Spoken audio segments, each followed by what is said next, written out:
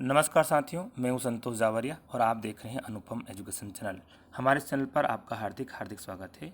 इस वीडियो के अंतर्गत हम आपको अर्धवार्षिक परीक्षा 2020-21 कक्षा 12वीं रसायन के प्रश्न पत्र का विश्लेषण करके बताएंगे। तो आइए बिना विलंब किए हम 1 बाय 1 प्रश्नों को देखते हैं। तो आप देख रहे हैं कि पूरा प्रश्न पत्र 3 खंडों में बांटा गया है। खंड अ जो है उसमें ऑब्जेक्टिव टाइप क्वेश्चन है। तो देखिए इसमें ये ऑब्जेक्टिव टाइप क्वेश्चन क्या है, सबसे प्रबल अपचायक क्या है। तो देखिए भाई, सबसे प्रबल अपचायक में हमारे पास 4 ऑप्शन हैं। फ्लोरीन, फ्लोराइड आयन है, ब्रोमाइड, क्लोराइड और क्लोरीन, आयोडाइड और क्लोरीन।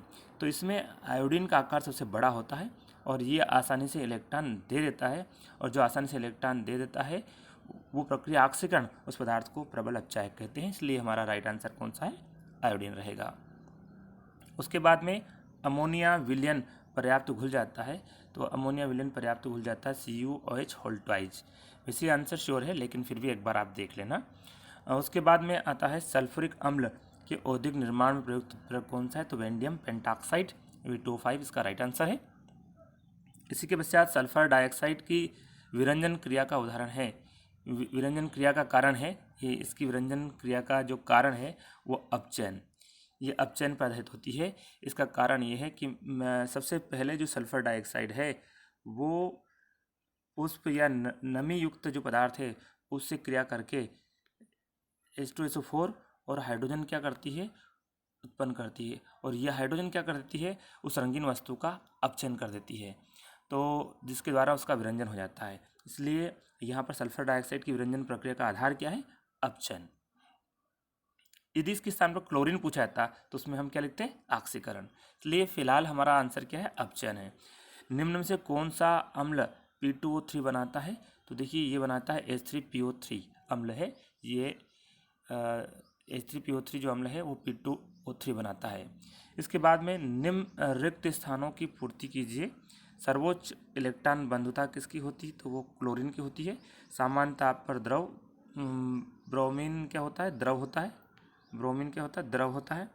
उसके बाद में क्लोरीन की खोज किसने की थी, तो देखिए क्लोरीन की खोज की थी कार्ल विलियम सीले ने, सीले ने इसकी खोज की थी। तो इसका राइट आंसर ये है। उसके बाद में ब्लीचिंग पाउडर को कहा जाता है, तो ब्लीचिंग पाउडर को विरंजक चूर्ण, विरंजक चूर्ण, विरंजक चूर्ण कहते हैं। अब विरंजक चूर्ण क्यों कहते हैं, कि ये रंग को उड़ा देने का कार्य करता है।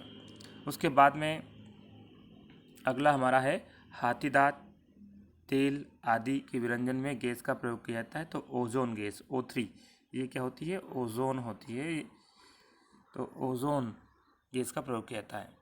इसी के बाद में जल का घनत्व ताप पर अधिकतम होता है, वो 4 डिग्री सेल्सियस पर अधिकतम होता है। उसके बाद में आइए सही जोड़ी मिलाकर उत्तर पुस्तिका में लिखिए। तो इस प्रश्न में सिक्का धातु की हम बात करें तो वो है कॉपर, सिल्वर और गोल्ड। दुर्लभ मृदा तत्व तो वो है ए ब्लॉक तत्व। उसके बाद में मिश्र धातु तो वो लैंथेनाइट व आयरन। असामान्य व्यवहार कौन करता है, हर ग्रुप का पहला तत्व, तो यहाँ पर फ्लोरीन। सभी रेडियोधर्मी तो वो है एक्टिनाइट।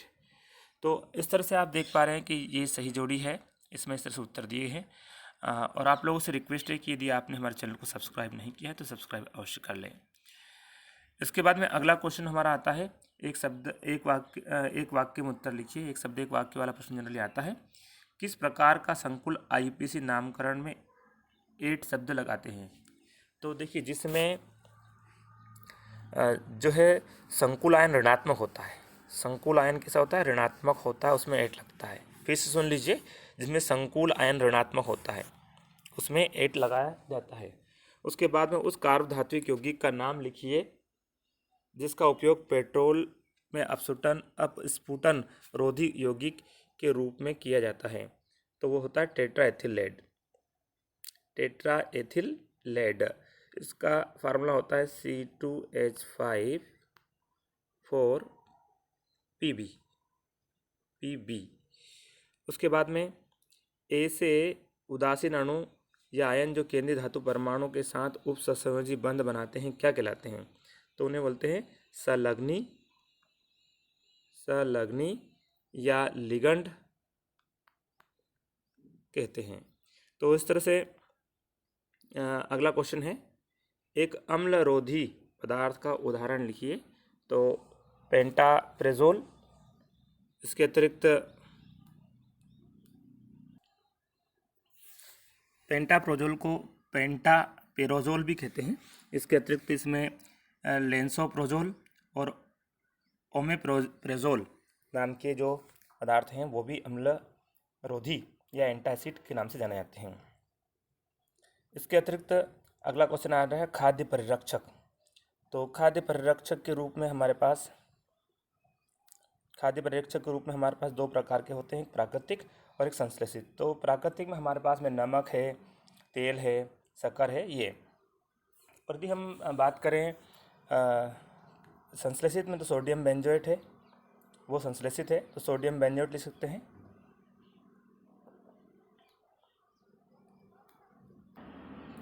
सोडियम बेंजोएट का सूत्र होता है C6H5COO ये सोडियम बेंजोएट का फार्मूला होता है। और इसके अतिरिक्त खंड ब जो है, इसके अतिरिक्त खंड ब में जो है वो वर्णात्मक प्रश्न है जिनका आपको वर्णन करना है, लिखना है। तो यहाँ पे कुछ क्वेश्चंस दिए गए हैं। वैसे प्रश्न बहुत सरल हैं। उत्कृष्ट गैसों का इलेक्ट्रॉन विन्यास लिखिए। नाइट्रोजन ऑक्साइड की संरचना बनाना है, जिसमें कोई ज़्यादा लिखना नहीं है। सल्फ्यूरिक अम्ल निर्माण की संपर्क विधि से इस कक्ष विधि से उपयुक्त होती क्यों? HF द्रव है जबकि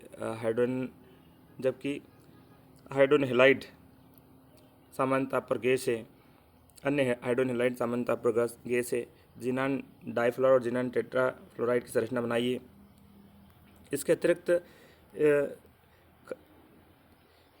क्वेश्चन नंबर 10, 11, 12 और 13 जो आप देख पा रहे हैं, ये लेंथेनाइट संकुचन क्या है,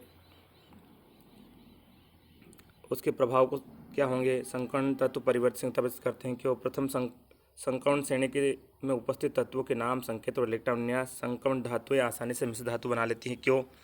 इस तरह के प्रश्न दिए गए हैं। ये 3-3 अंक वाले प्रश्न हैं। इसके बाद में ये खंड ब में चल रहे हैं। द्विक लवण संकुल लवण को समझाइए, प्रत्येक एक उदाहरण दीजिए। लिगेंड से आप क्या समझते हैं, उदाहरण देकर स्पष्ट कीजिए। कार्य धातु को किसे कहते हैं। अब देखिए लिगेंड से आप क्या समझते हैं। तो लिगेंड यानी कि इससे पहले यदि हम चौथे क्वेश्चन को देखें, चलो मैं आपको दिखा देता हूँ। चौथे क्वेश्चन को यहाँ हम देखें तो इसमें ये स वाला, ए से उदासीन अणु या आयन जो केंद्रीय धातु परमाणु आयन के साथ उपसंयोजी बंध बना लेते हैं, उन्हें लिगेंड कहते हैं। इसमें से ये परिभाषा मिल जाती है। और उसके बाद में अगला हमारा क्वेश्चन है, यहाँ पर कार्य धातु यौगिक किसे कहते हैं, और कार्य धातु यौगिक के 2 उपयोग लिखिए। एंटीबायोटिक क्या है, इनके 2 उपयोग नाम, इनकी 2 के नाम लिखिए। और उसके बाद में खंड स है, उसमें इस तरह से प्रश्न दिए हैं, 4 अंक के हैं और शब्द सीमा 120 से 150 है। वैसे आप देखेंगे तो इस तरह का एक पेपर मैंने पहले बनाया था, जो फिजिक्स का बनाया था, जिसमें हमने जो 2020-21 के लिए बोर्ड किस तरह का पैटर्न यूज कर रहा है, इसका सर्वप्रथम प्रश्न पत्र हमने ब्लूप्रिंट जारी होते ही बता दिया था। उसी बेसिस पर हमने जो प्रश्न पत्र बनाया था, उसी बेसिस पर जो है साइंस के प्रश्न पत्र तैयार हो रहे हैं। तो आप लोगों से अनुरोध है कि यदि आपने हमारे चैनल को अभी तक सब्सक्राइब नहीं किया तो सब्सक्राइब अवश्य कर लें, ताकि इस तरह के वीडियो आपको जानकारी मिलती रहे।